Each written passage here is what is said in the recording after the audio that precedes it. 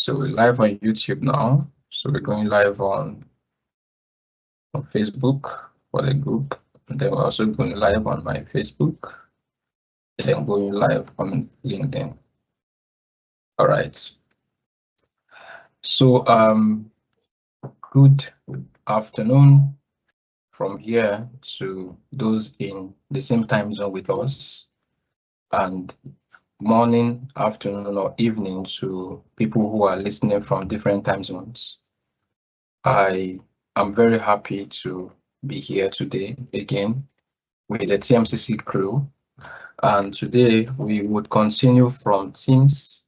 We'll continue from the Teams Administrative Center that we have been on.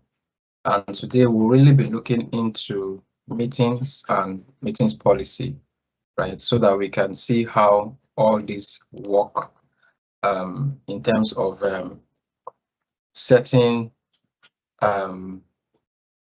arrangements that you're supposed to have in your organization as it speaks to what you want people to be able to do while in Teams. Should they be able to make calls, make one-on-one call, one-on-one chats, have existing chat within their meetings, and then be able to use certain applications within meetings, or basically do anything regarding what is happening in the meeting, right? So there are basically a lot of granularities around how Teams is being managed. That's the point I'm trying to raise.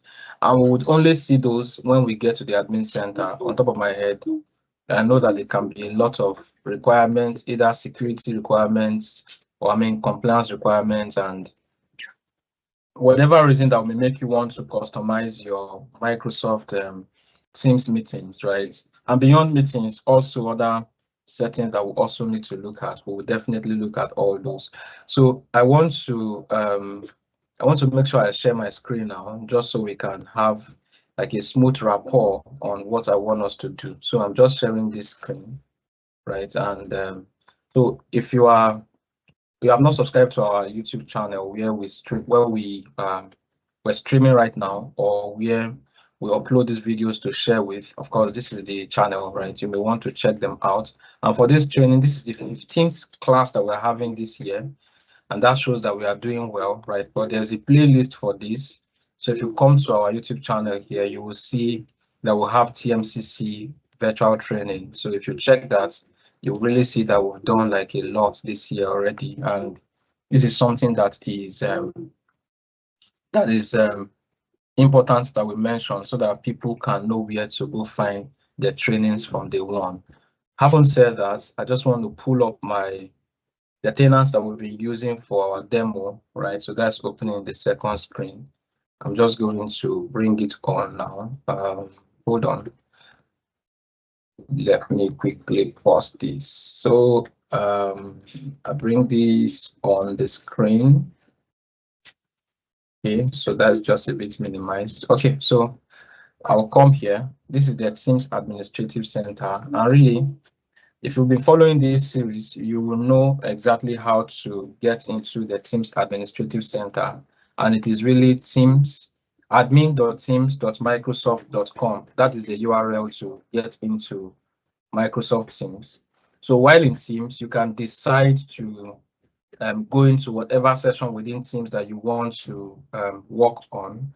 From the beginning, we started off from the very dashboard of this admin center. We started off from the overview, the Teams premium license. On that Teams, we did a lot around the managing Teams, Team setting, Teams policies, the Teams template policies, Teams update policies, Teams upgrade settings, and thereafter we came into managing users, guest users last week, external access, we're talking about block or allowed domains, and then B2B collaboration. And today we want to continue from the Teams devices, because we need to be aware that there are dedicated devices for Microsoft Teams. So if you come to your browser and you just see Teams devices, right? So you really see that there are dedicated devices that are or from major manufacturer, Logitech, a lot, right? So we'll see all of those. But this is how those what do I call them? Equipment. Look, you can see Surface, you can see Teams phones, right? You can see a lot of settings here, meeting room devices and all of that. We have headset that are even dedicated to Microsoft Teams, right? So, but there are what I want you to take away from this conversation is there are dedicated Teams devices, right? Okay. Having said that, if you look at Teams here and then you click on devices, you will see that Teams Room is one of the devices on Windows. You also have that on Android. You have Surface Hub. You have Teams Panel, Teams Phone, displays. You have SIP devices, right? And then all of these. Then beyond that, you have the Teams app, which is from here. I think we also spoke about this last week, how to manage block applications that are supposed to be blocked, and then enable applications that you want to enable in your environment. So, like I mentioned, the real deal for today is going to be on meeting policies, right? And if we still have time, we may look at the messaging policy part of our conversation. And then before we can wrap up this about Microsoft Teams in looking at Teams voice, right? That is very, very important part of Microsoft Teams. In short, if you look at the content of MS 721, you would confirm that it is specifically speaking to Teams voice. So let's say MS 721, right? It's collaboration communication systems engineer. So this is mainly about Teams voice communication that has to do with a lot in collaboration, and then something like around file sharing and all of that may not necessarily come on this topic, right? But about Teams voice, meeting rooms and stuffs around that. So Teams voice itself is huge. It is from here you find like a lot of things: phone number parts, operator connect, direct routing, service configuration, calling policies, and all of that. But we will not go into all those today. We will just focus on the meeting policy parts of, the meetings part of the admin center, and time permitters will also look at the messaging policies. Okay. So for meetings, we have first audio conferencing. So what is audio conferencing? Audio conferencing is, let's say, for example, you have a meeting that is ongoing, and then you do not have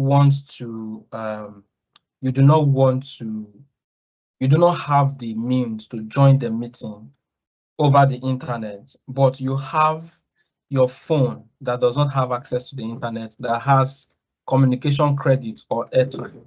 Then you can really dial in via audio source to that meeting and hear whatever conversations that are going on in there. And then you can decide to speak. People will hear you, but the only thing you will not be able to do, or the things you will not be able to do, include the fact that you will not be able to experience screen sharing, videos, and all of that, as it is strictly about audio.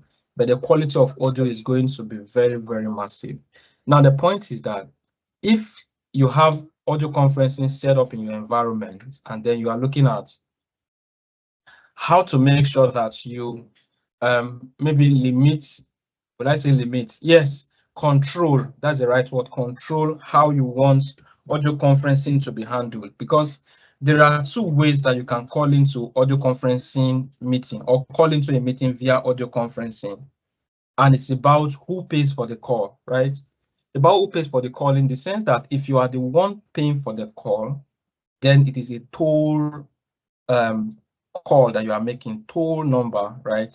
But if you are calling and you are not the one paying, definitely it is the organization that is the host of that meeting that is paying for the licenses that the communication credit that you are using in that conversation. So that means you are going to be calling a toll-free number. So really, what audio conferencing, in short, on that meeting here, we only have it as audio conferencing, and it's a bit not very clear. But if you have your cursor on top of it, you would see that it is saying open your audio conferencing policies. Okay, open your audio conferencing policy, and then that means that if you click on here, what you are going to see is how to control that toll-free number, right? So this is saying that audio conferencing policy control phone numbers and features available to users with audio conferencing. So you can use the global or wide default policy and or customize it, or you can create one or more policies to meet the need of your organization. So for every policy that you have in Microsoft Teams, there is one that is constant throughout the policies, and that is the global org-wide default policy, because every organization eventually would have policy, whether they set up one or not. And that is what is called global org-wide default policy, right? So what the conferencing is saying is that, do you want to configure or create, do you want to configure the existing policy, or do you want to create another policy? So you have the option to create policy for audio conferencing. So let's say, for example, I want to create a policy. I can just, so what is even inside of the global policy, first of all, to start? If you click on it, you have that. It is saying that this is where you can manage what meeting features are turned on. Now, include toll-free number in meeting invite and create invite created by users of this policy. No toll number. So you can add a toll number and turn it on to say that the users include a toll-free number in their meeting invite, so that people call into those toll number and your organization is the one paying. So this cannot be customized, but it was mentioned here that you can customize it. I'm sure that they want to review this statement because it's not customizable from what we can see. Customization in the sense that you could turn something on or you could turn something off, but you can see that it is read only here. You can neither turn it on nor turn it off, right? It's just there, okay? So they may want to review that statement, because look at it. I'm just clicking and nothing is happening. So the better way to do this is for you to create a new policy. Of course, you can see that from here, excuse me, something just from here, right? You can see that you have option to add policy. So you can create policy by yourself. So also, if you look at here, you'll see that the custom policy for the global is showing no. For the custom for toll call only showing yes. What that means is that it is a custom policy, right? So you can actually, because it's a custom policy, you can decide to turn it off or turn it on, right? And then add a number that should display on that meeting. So how this works is that if you have that set up, right? So if you come to a meeting scheduled by someone who has the audio conferencing license enabled and audio conferencing configured, you have phone number that people can dial in with under the signature of the meeting invites, okay? But the fact that this policy is turned on will mean that the toll number, no toll number added, include toll-free number in meetings. It means that you can add that toll-free number here, right? And then allow people to call them, turn it on or turn it off. So, but this is just bothered around who pays for the call, because when you now go here, say for example, you come back to manage users. So that user that is currently scheduling those calls, if you check, no, am I checking the right user? Let's see. So if you check, yeah, if you check usage under the user, you would be able to know how much of cost then he has incurred in the last number of days in terms of cost of the calls, then the call duration, and then the dial out, right? So these are speaking about dial in. So if people are dialing in via audio conferencing where this user is organizer of the meeting, they'll have the details here. Then if it makes audio conferencing call as well, they'll be here. And the total cost of whatever it does, either calling a toll number or receiving a call to a toll-free number, the cost will be accrued here for audits. Okay. So having said that, right, the next thing is for us to look at, come down here, right? Come down to voice, right? So under voice, you have phone number, no, not voice, rather.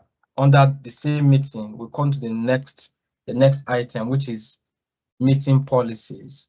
So for meeting policies, there are policies that come by default also, but this time is beyond just global org-wide default, which is this policy.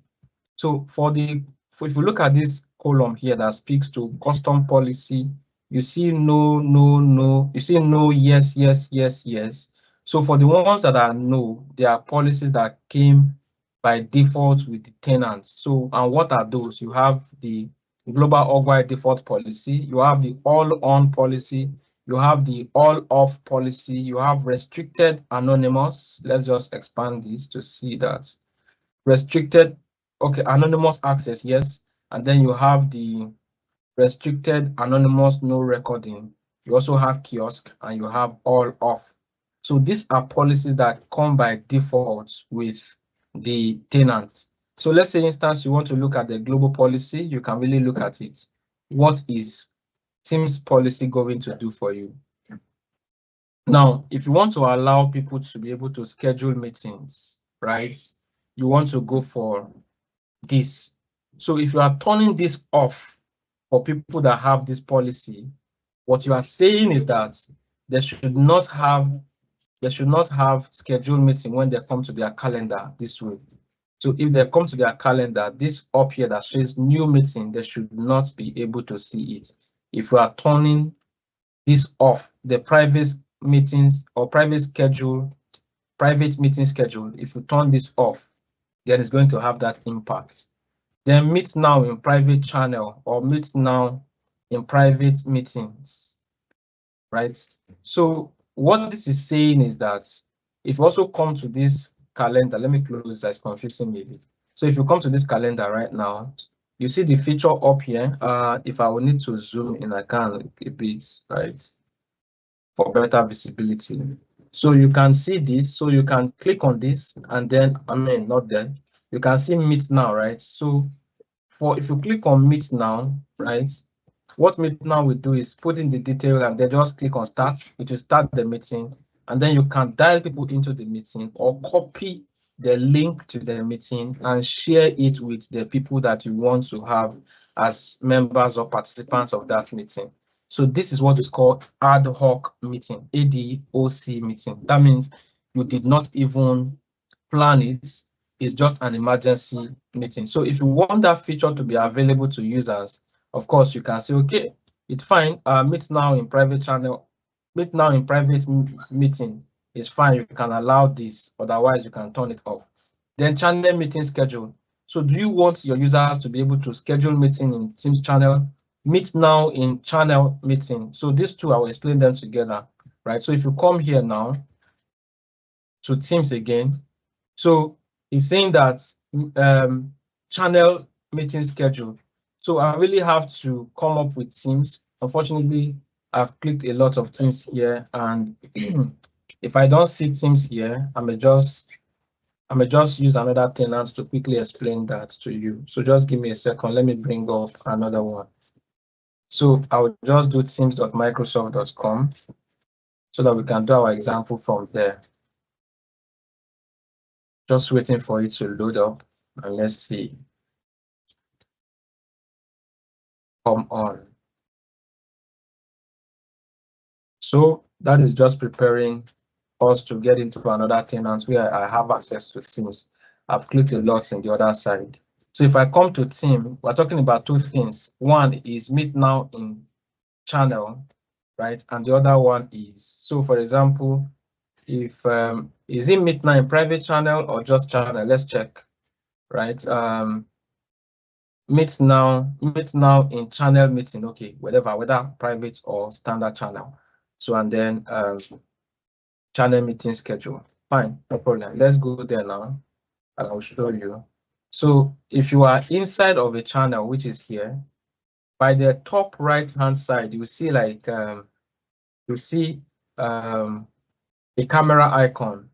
you can click on the down and then you see meet now, right? So you can do meet now, which is the first option, or schedule meeting. So if you click on schedule meeting, you will see that you can schedule a meeting and it will automatically add all the members of the channel, these members at the time, to the meeting. Okay, so that is if you don't want to be picking the members one after the other. The best way to schedule such a meeting is to like fall into the channel and just quickly schedule a meeting. But if there is any reason why you don't want that to happen, of course, you can just decide to turn the schedule channel meeting off. And then for the option of meet now also, the same thing applies. So for meet now, how you do that is there is no schedule to speak to time that you have to wait, right? So you just go there straight. Let's check now. So for this one, I want to discard this. So for this one, inside of that channel, you just come here, do that later. So you just come here, click on here, and say meet now. So when you say meet now, what will happen is it will just pop up this meeting in general channel. You can decide to rename it to say urgent request, urgent meeting, or you can say quick catch up, something like that. Quick catch up. You can just say quick catch up, as the case may be. So that way you are quickly just scheduling a meeting without having to, even notify people or have it in their calendar. You're just moving on with the meeting. That is the meet now option. And you may not want people to be doing that, right? You may just want people to give a prior notice to people, right? And the point is that you don't have to, if you don't want people to just catch people unawares of meetings, you may just want to disable it globally, like for your entire tenants, or you may decide to just, basically turn it off for particular. You can do that for a particular channel, right? But you can decide to do that for everybody within the organization, just so nobody has access to doing any meet now in channel. Okay, so that's it for the other two options that you have there. I will minimize this real quick. So that is it for meet now in channel. Then Outlook add-in. So unfortunately, I don't think I have the Outlook application here at the moment. Let me check quickly. I think I do, but I might sign in. So that is speaking to Outlook add-in. That means that when you are in your Outlook, you should be able to see Teams icon there when you are scheduling your meeting. If you want to have that, then you can allow Outlook add-in, or you may want to just disable it. Then that's it. So for example, if you want attendees and engagement reports on, but organizer can turn it off. So attendee reports from meetings, this is very crucial so that you know who attended and who did not, especially as it has to speak to school, right? You can use this to monitor or track the way students will report in your class, and those who are paying attention in classes, because it's going to track how people come and how people go, how people leave the meeting, right?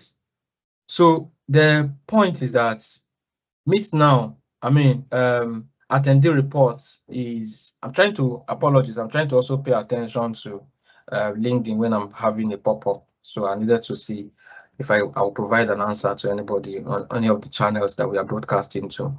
So include attendees in the reports. You can say yes or no. Attendee information, show everything. You can decide to say show everything, only show attended people. Okay, so now the next point is the meeting and the lobby option. So this is speaking to, if people are coming into the meeting, anonymous people can join a meeting unverified. What does this mean? So this means that if you are joining a meeting without an account, it can prompt you. You don't need an email address. You kind of type in your name or the name you want to bear in that meeting, and then you just come in. So if the lobby is locked, then it means that you have to wait for the organizers to admit you. But unfortunately, anybody already in a meeting can admit somebody waiting in the lobby. So you want to make sure that that is tight, that whoever that is coming in, because it's anonymous, is anonymous. So even if he types any name, it's going to be able to pull through, right? So I will give you an instance of a situation where we had a customer one time that was speaking to the fact that somebody used a scary name. I don't want to mention that name on a live event. A scary name to enter into their meeting. One, they left their lobby on, that anybody can come in, right? And secondly, they they allow anonymous, which is by default allowed. So this person came in with that scary name, attended the meeting and left. So when they were looking at the attendee reports, they discovered that there's that person coming in with that threatening name. And they begin to see how can they dig deep to see who that person was. Unfortunately, we can only see the IP address of the person, know the devices that the person used to join. There is no email address to track the person. You can use the IP to know the country, but you will not really be able to trace to kind of find out who the person is exactly. But if you had turned this off and the person had to join with a particular domain, maybe you'll be able to trace a domain to an organization or do a kind of lookup to know the organization that the person is coming from, right? So that's why you may want to turn this off, right, for your organization. Then anonymous users can dial in. Anonymous user and dial-in callers can start meeting. This is turned off. So I'll tell you two things that happens here. One is that if you turn this on, then you have a meeting scheduled. People that are joining from outside of your organization will just jump into the meeting, and then it will say waiting for orders if it is turned off, if it is turned on. But if it is turned off, what happens is that the meeting would say, wait, when the meeting starts, we will let the organizer know that you are waiting on the lobby. There are two different situations now. The first situation is turned on. It means that when that external person just hit on the link to the meeting and say join, the person will say, we all see waiting for orders. That means the meeting has started. Let's say, for example, you put the meeting in auto recording. At that point, what it means is that the user's conversations, if it's not muted, will just continue recording, right? Or if the user is not even speaking, the recording will continue, okay? So somebody outside, and also people who use phone number to dial into audio conferencing can just kick off the meeting. Depends. If you want that on, you can turn it off, but I think it turned off by default.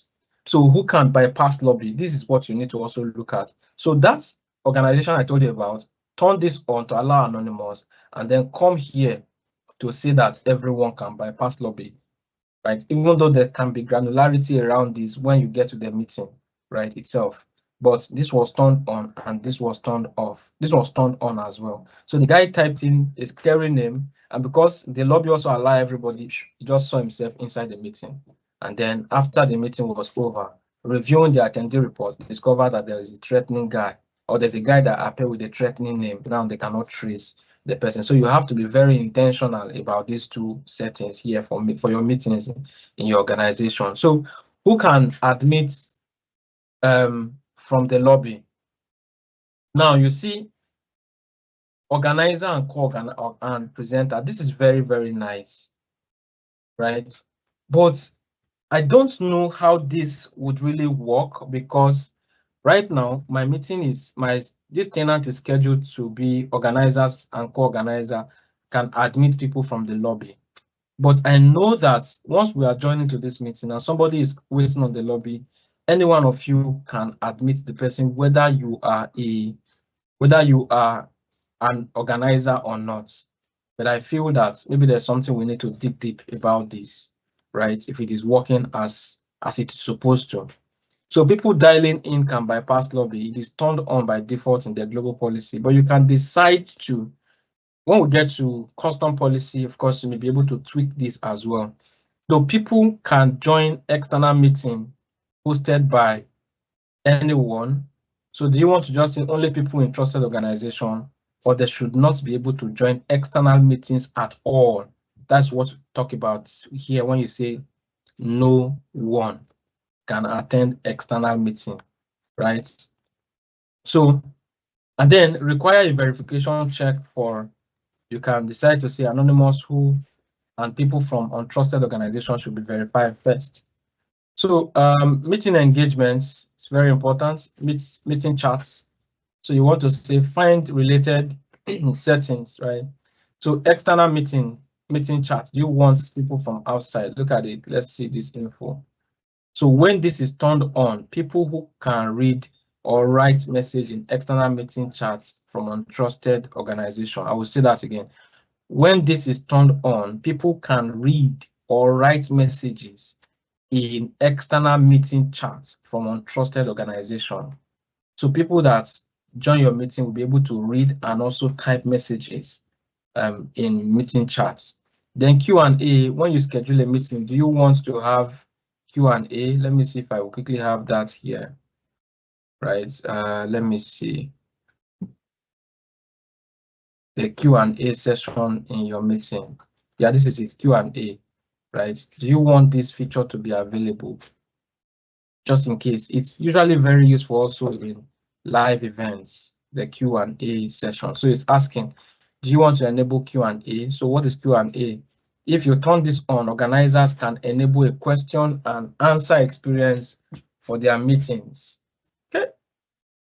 Reactions, sometimes it can be distracting in meetings. Do you want people to be able to react to messages within chats while the meeting is going on? One. Secondly, those emojis that you are throwing for meetings, do you want that to be possible? Right? You can also choose whether yes or no. The one very important and key part, because it speaks to data privacy, is content sharing. Now, there are some requirements for organizations, right, depending on their industry, that speaks to whether they want to, the way they will toggle on or off the features that we are looking at right now. So the thing is, participants can give or request control. This is, okay, if we start from here, who can present?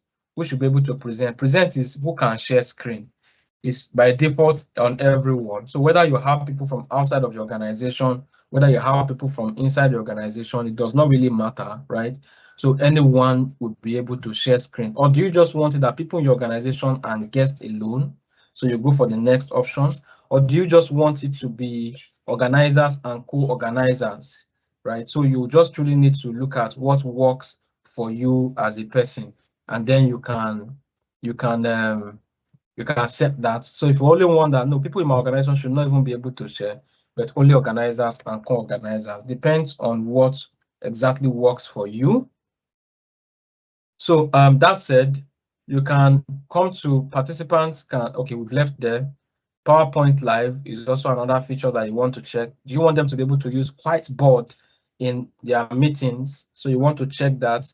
Then in terms of collaboration, annotations, so you want to see if you want to turn that on or not. Then live share, then scheduled notes, and then other features like shared notes and all of that. And then organizer can restrict participants from copying or forwarding meeting chats. So when meeting is going on, you want to block people from copying and pasting chats, right? So this is, I think this is what's it called? Premium license required. So when this is on, meeting organizers have the option to turn off meeting copying and forwarding, right? Which include using keyboard shortcuts, right click, or the more action menu to copy or forward messages. If you want to stop people from doing that, but I see that it is a premium feature before this can be effective when it is turned on. So participants can, excuse me, please.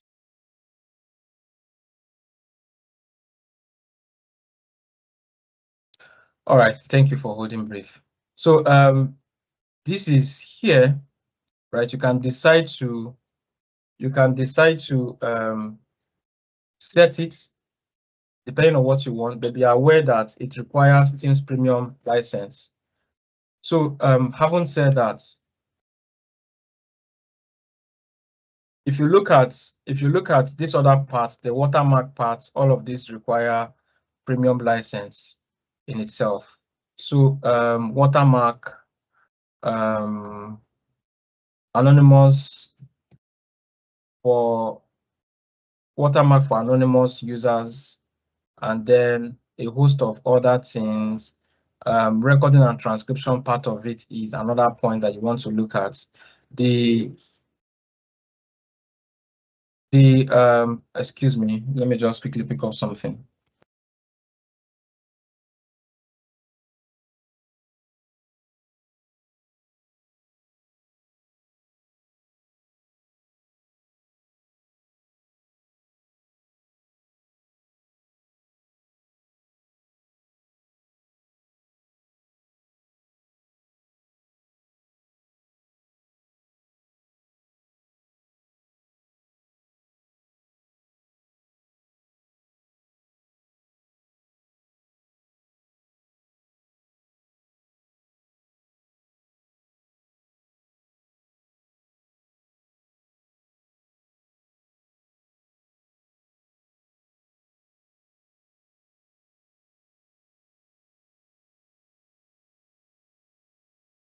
So sorry about that. I think the issue here is sorted now.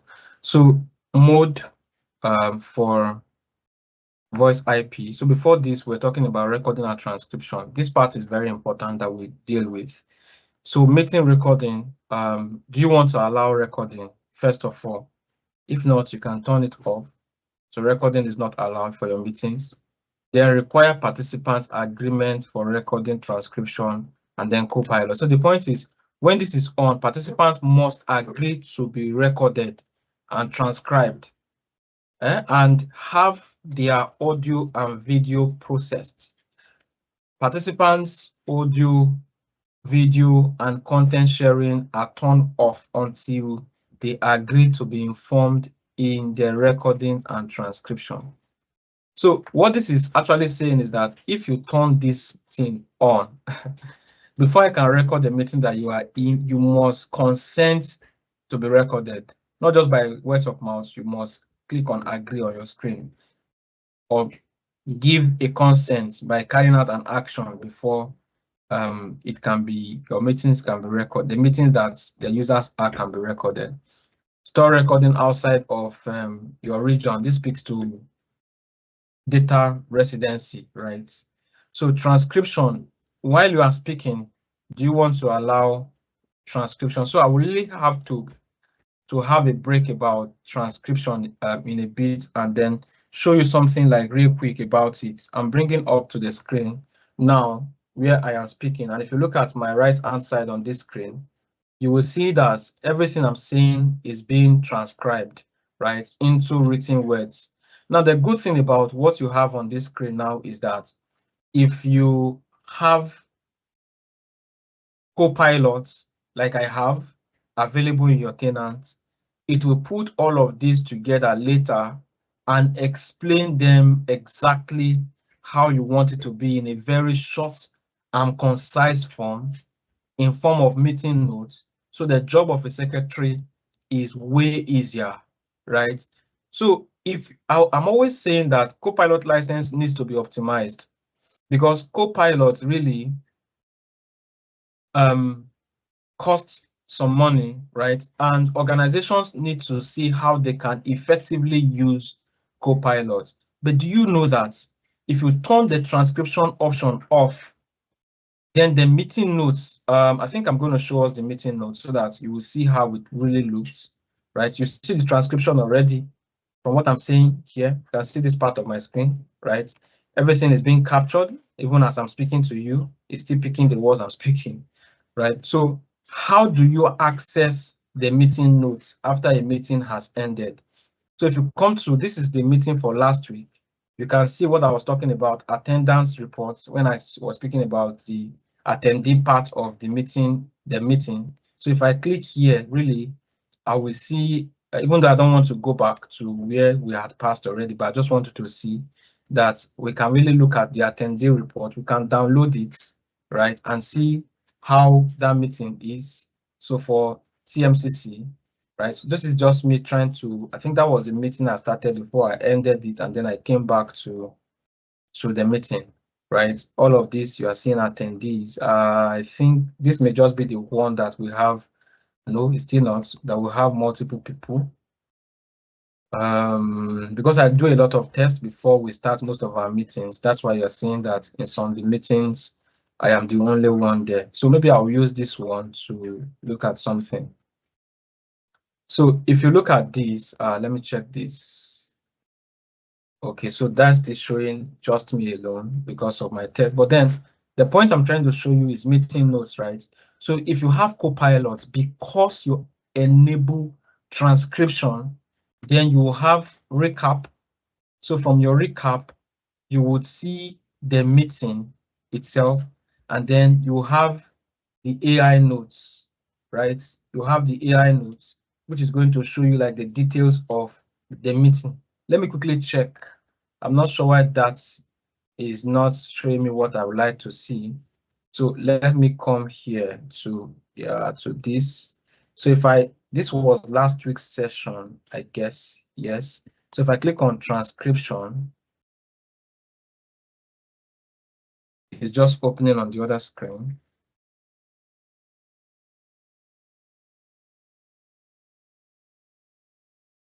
Then here, you will see that everything that we said, set alarm, maintenance that are doing this one, right? Okay, so admin, go to Teams.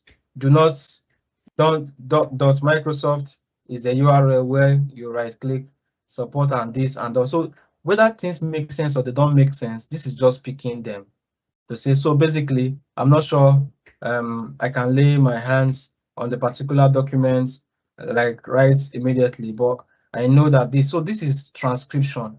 So the good thing about you allowing transcription is that it will allow AI, look at the AI notes here. It will allow AI just do that note in a brief form where it can bring out the key points that you can decide to just say copy, right? And then you can paste that and see that it really makes a lot of sense. Now, why have I digressed to this point? Unfortunately, some people or some administrators would allow, some administrator will allow, we have co-pilots and then turn off, you can see it's saying AI generated, no, but be careful for accuracy, right? So some admin will have co-pilots and unfortunately turn off transcription for themselves.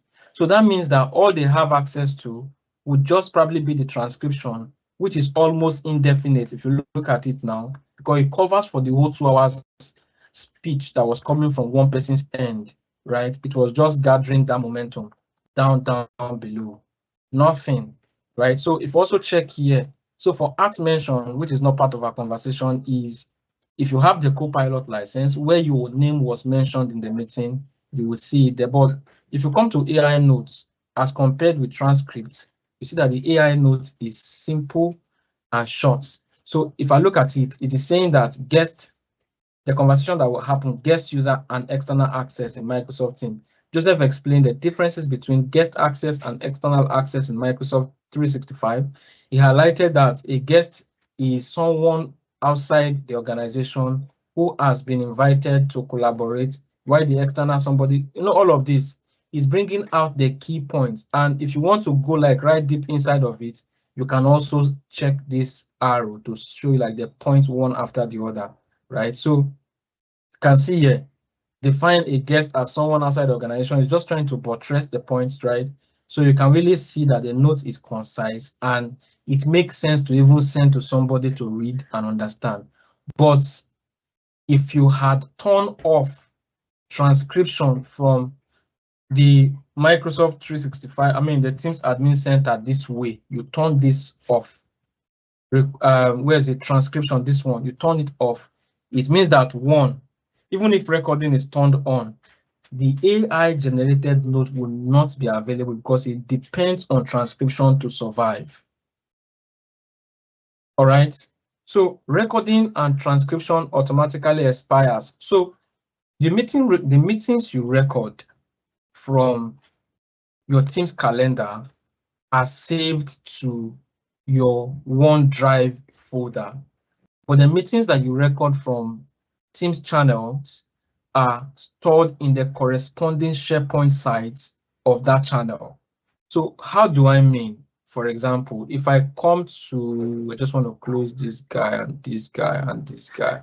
So if I come here now and I go to office.com, so there is a default folder in my OneDrive that saves the recording of the meetings I organize.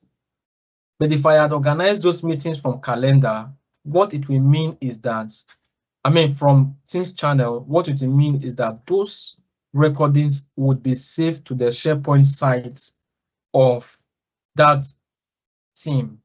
So this is me going to OneDrive. If I come here and then I click on OneDrive from here. So if I get to OneDrive, I'll come to my files. So if I come to my files, I'm going to see a folder called recordings. So this is a default folder where all the meetings I scheduled, where if they are recorded, they will all be saved here. And if you look at it really, the last meeting we had was on the 20th, right, which was April 20th. Before that was 13th, right, 1 week to this. And then 13th, there were two. The reason could be because, yes, I was trying to configure the live stream. The 11th, so probably a test that also happened. But if you look at 6th to 13, from 13 to 20th, you see that there are week interval. You can see like a lot of meetings that I've recorded.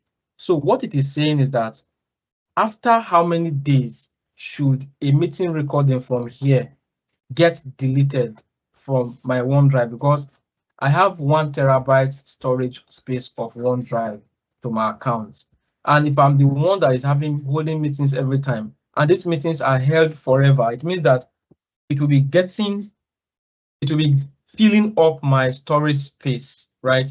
So, but if I come here now to allow this thing to get deleted after 60 days, it will just go into my recycle bin. Of course, if I'm looking for a meeting that was not supposed to get deleted, I can also go there and then I was trying to go to recycle bin and then I can restore the recording. You can see some recordings already expired because they are past 60 days already. And if I'm interested in a particular one that was getting away, I will just click on restore and to go back to where it was. So let's say, for instance, some even got deleted finally from here because they will stay here for another 30 days before they get purged into what is called the second stage recycle bin. But this we will deal with when we get to SharePoint and OneDrive. So really, if you look at this, your OneDrive, let's come back to my file, and then we'll come back to recordings. To recording folder, this is the folder recordings. There's S there. So if this is set to expire from here, this is what controls it. But you see that if I say it should not automatically expire, the number of days also disappear. But if I'm turning it on, I have between 100 and 99,999 days to allow it to remain before they can get deleted. Even though retention policy is still one of the considerations that we need to put in mind, but retention policy supersedes the settings that you have from the Teams Administrative Center, right? But you can decide to say, okay, I just want it to stay for 120 days. And if it's no longer needed, then it should just expire. So that is what you can set there. But one thing to mention, which is like a hack to this whole thing, is that if a recording has been done and yet you want to remove expiration from the recording. So this was the recording of last week, right? If I decide to open it in stream, so there is a way I was able to manage the situation to this is speaking. So I was able to find a way to, if I open in stream, right, I would have option to remove expiration from the recording. That means that even if the admin had set the recording to expire after some certain days, the user himself can decide to say, no, this meeting is very important. Therefore, we want to remove expiration from the meeting. You can see here saying April 20, 2025, expiration in 53 days, right? So if you take April 2025 date up until 53 days, we'll tell you what the policy is saying. So, but if I don't want this to ever expire, I will come here. So there's a place, I will click on the expiration date, and I can decide to extend the expiration by 60 days by a selected number of days, or I can decide to remove expiration at all. So that means that this meeting is ever going to get saved in my OneDrive. So as you work, right, you should also watch out for recordings that you would want to hold on to for a long time. And if you see that your recording policy, your meeting policy kicks against your has a certain number of days. So you have to be aware of how many days your recordings are reserved, so that when you have a meeting that needs to get deleted after some certain number of days, then you want to make sure that, that should never be deleted.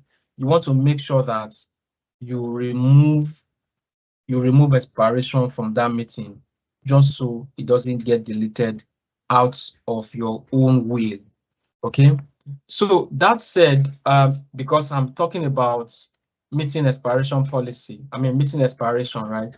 So I want to close that, and let me also see, I think I should also pause this, right? So that it doesn't just drag with us. So you can see at this point that the live, not why am I saying live caption? So the recording expiration is very important, okay? But if you want no meeting to even expire at all in the first place, you can just turn it off. But turning it on is not a bad idea, just to make sure that you have your space controlled. And then it is 120 that I want, right? So depends. So now this is saying that live caption, no, not enabled, but users can enable, and then all of that. Copilot on with saved transcript required, right? Now look at it. I'm coming. Let me turn this transcription off, and let's see what effect it will have. Transcription off, right? And then Copilot, I want to enable it. What is it saying? It's saying it is on with saved transcripts required, on with transcript saved by default. So you want to leave it at either ones on this, but in any case, make sure that if you want Copilot to be able to do anything with your recording, that transcription is turned on. Then for the audio part of it, make mode for IP audio, then voice conferencing, and then broadcast video and all of that. So one of the major things I want us to talk about also here is the live stream. So live stream, because now we are streaming to multiple channels. We are streaming to YouTube, we are streaming to Facebook, and we're also streaming to LinkedIn, as well as TikTok. So I just want to verify the TikTok part of it, that it is going through as planned. So the point now is, if you are going to go live on these multiple channels, then it means that within your meeting policy, you must also make sure that you enable stream. So how do you enable stream? I'm just trying to look through TikTok to see if that broadcast is going on, because I can see that happening on YouTube already. I can see that also happening on LinkedIn. I've not verified that of Facebook, but I want to believe that it's streaming to Facebook. Okay, so let's see. I think I don't want to waste our time. I want to believe that I can verify those later in terms of live. Okay, so this is It's streaming. okay. Thank you very much.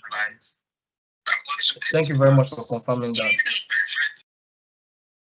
Okay, so cool. So That means we are on right now on TikTok, we are right now on Facebook, we are right now on YouTube, and we're right now on LinkedIn. These are not complex situations. So by default, it's not possible, right? But how you do this, and I will really show you today, is you have to make sure that first, live stream from the meeting policy assigned to the user is turned on, okay? And then the next thing, this is the only default allow stream media input, the ROTMP. You must enable this too. So once this is enabled, you save it and then allow it to propagate. So this is we're trying to. So I want to explain this live stream pass to you. So once this policy is turned on for, like right now, it's turned on in my organization. So it means that everyone will be able to stream, but this may not be safe for a practicing organization. So you may want to make sure that you limit it to a set of persons, and that is where custom meeting policy comes in, which we're also going to look at. But having allowed this, I think I will come back to this, right? So I'm not going to save anything. This were just for us to see, right? So, but if you don't want to modify the global policy, you can add your own custom policy.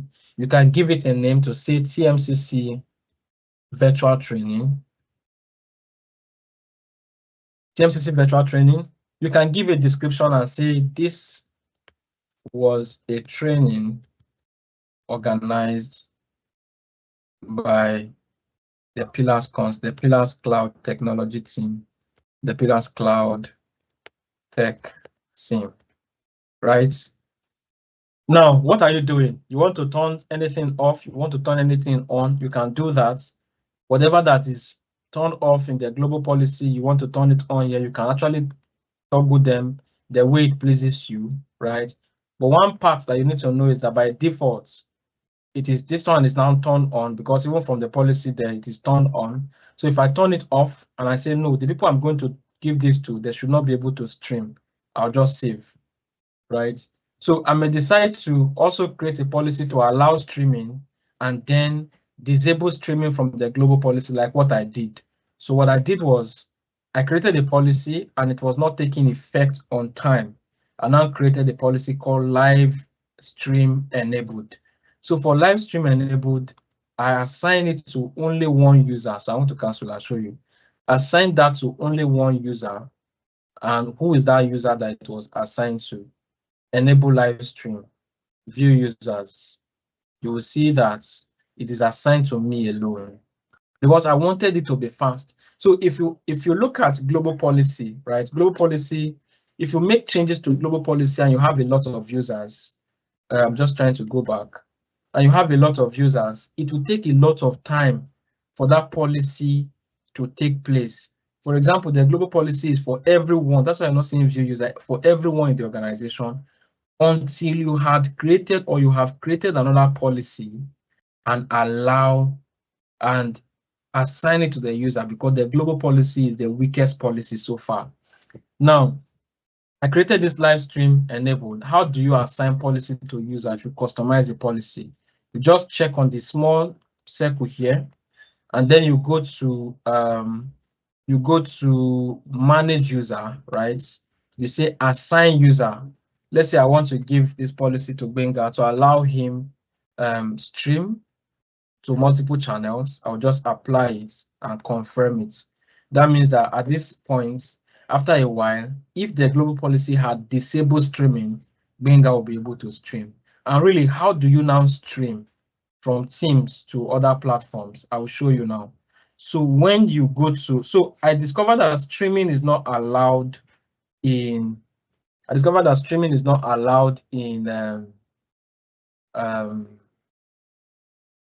Teams on the web. I may be wrong, but I couldn't stream from the web. I had to use the application.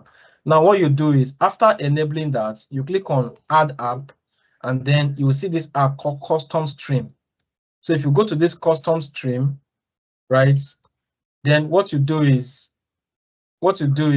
you add the stream key that you are going to get. I don't want to disrupt the ongoing meeting. It will request for a stream key and a URL. Okay, I can bring up my Teams on the web just to show you how you would have experienced it there. Since I'm still trying to find my hands around this, I don't want to disrupt the ongoing session. I'm looking for this. So let's say I'm joining that a meeting from the web. So I realized that if you enable that for a meeting, the previous meetings that were scheduled, recurring meetings that were created, you will not be able to stream those meetings. Okay, so it has to be like meeting that you created after the policy had taken effect. So I'm clicking on a new meeting. I'll just say this is a test enabled stream. Enabled stream, right? So test enabled stream, or whatever we are just calling it. So I may just want to be bringing one person to the meeting, and Benga is the closest person to my fingers now. So if I'm doing this, right, and then I am sending it out to him, right? So when that meeting is about to start, or when that meeting starts, okay, this is from the web, so I'm not sure it should disrupt what I'm doing. So if I'm joined in this meeting,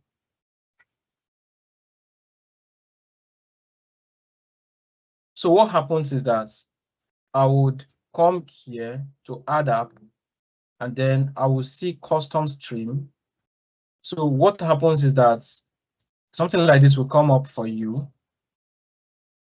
So just wait for it. It will just load in a bit. So just save it.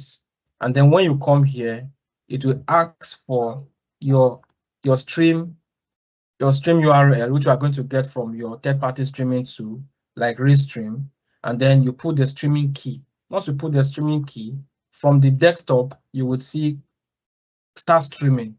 But for the web, I don't see that, right? So it's possible that it is not there. And it's also possible that I do not know how to get there. But this is how to do it.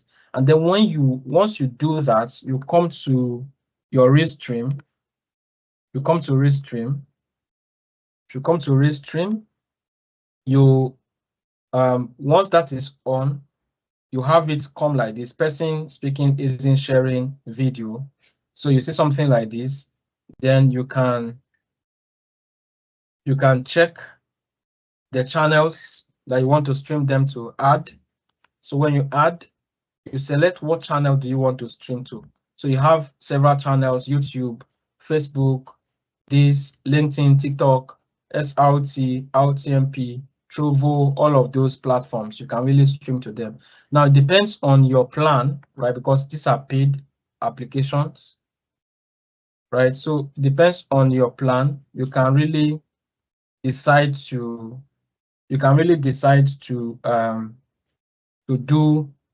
stream it the way you want it to go.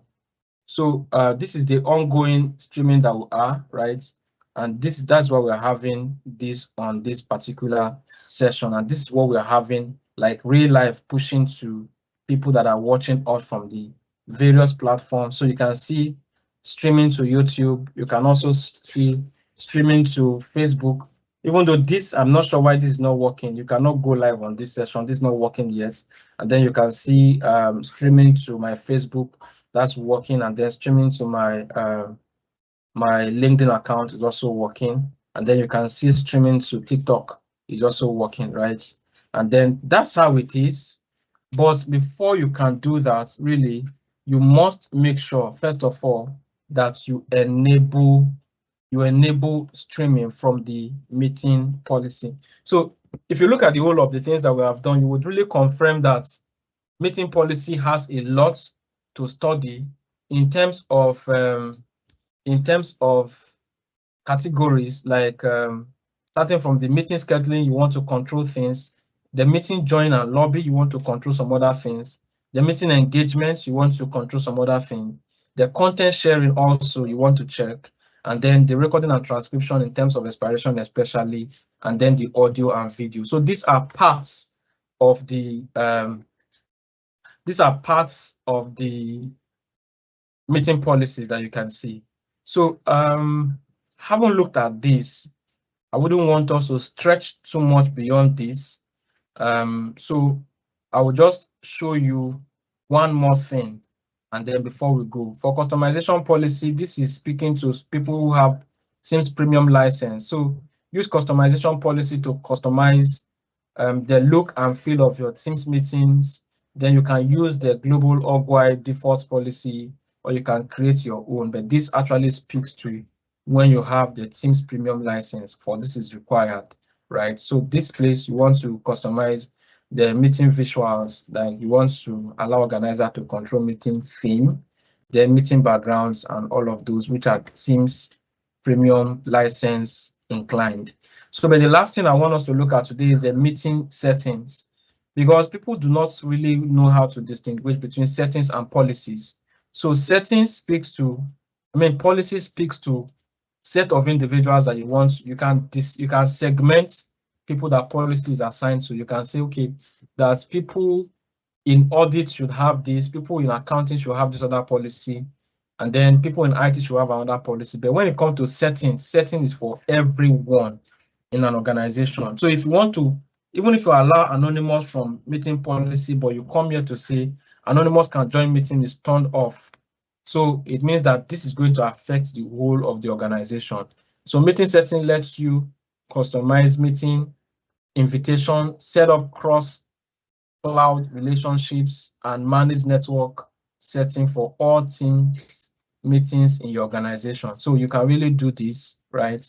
If you say you don't even want anonymous to join, you know anonymous already, people who do not join with any identified email address, but they just join by typing their names only, right? So you don't want, if you don't want that, you can turn it off.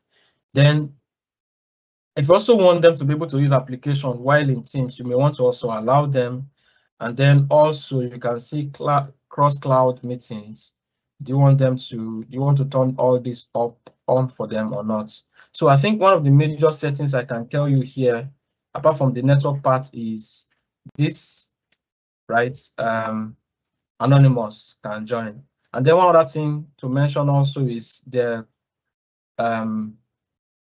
what's it called? QoS, quality of service. If you're having issues with call dropping and meeting dropping and inefficiency in your network connectivity, it's always recommended that you turn on the QoS, which is the quality of service, to enhance your network. So set static ports media, you can look at this. So if you look at this particular description, if you turn this on, all real-time media traffic for meetings will be marked.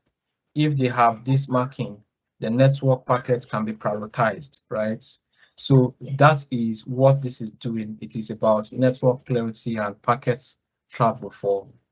So basically what I'm saying, the differences between policies and settings, because if you see meeting policy and you see meeting settings, you don't get confused. Meeting setting is speaking to the entire organization, while meeting policy really is speaking to meeting policy is speaking to what you can segment, but you cannot segment meeting settings. So that said, I want to thank you all from different platforms listening to us. And I want to say a very big thank you for your commitment so far, the TMCC team. And we are bigger than we were last year, and we believe that we will keep on rising. So at this stage, I just want to leave the floor for the team. If anyone has question, you can please ask. I'm also going to check the other channels that we are broadcasting to, just in case we have a question that is lying somewhere that requires attention. But at this time, I think you have the mic. You can decide to ask question where there is any. Thank you.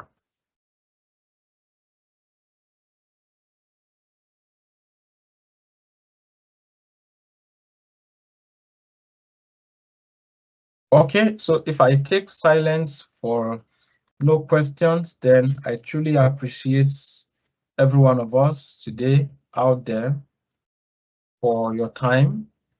We'll go again next week. From next week, we'll have someone else join us to speak on security, right? So I may have to be on the backstage that day also. So we will be calling it a wrap here, and I sincerely appreciate your presence on the call. So I'm ending the streaming on